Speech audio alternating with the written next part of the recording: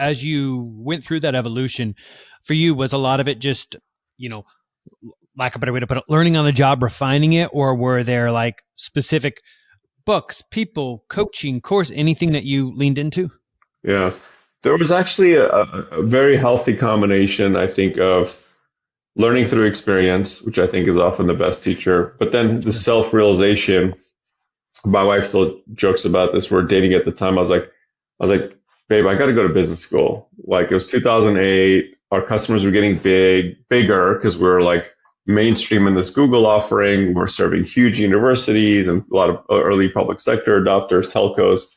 I was like, I have big customers now and they all have MBAs and they're speaking a language like I don't understand. Like I got to go. I'm a philosophy major. Like it's ridiculous. Somebody's going to Google this one day and be like, what business does this guy have running this business? Like running this company? I'm not buying from him. So I found the fastest and easiest MBA program I could find, which is the executive program.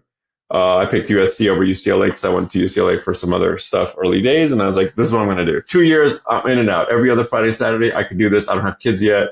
I got married midway between the programs. I wasn't even married yet. And she's like, I'm so silly. I thought that was a stupid idea, but no, you were totally right. So that was important. I remember, of course, meanwhile, like I kept, reading, just devouring everything I could.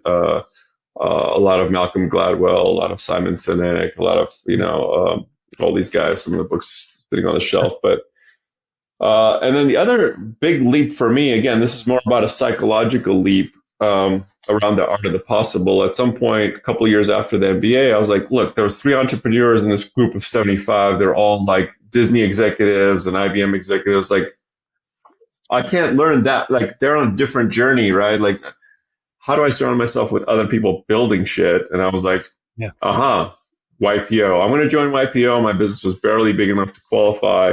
I went in for many, many years. It was very easy in that environment to get inspired by people's stories of how, like, I remember people in my group, like, raising money, private equity, selling to a company, building businesses, all their struggles. I was like, okay, that became my next MBA. It was like, just, this is a conducive environment to sharing and very intimate, confidential environments, how these things are happening. So I was like, I got to be in the tent, almost like doing these things with them without me doing them. And that was a tremendous learning on these standard business things that would happen at a certain scale. But even more importantly, you know how they say, like, it's almost impossible to do something you've never seen someone else do, or you don't know anyone who's done it, Yeah. You look around, you're like, oh, look at the Eiffel Tower. You're like, no, people just built that. Like real people, humans just built that. It's not like the engineers built that.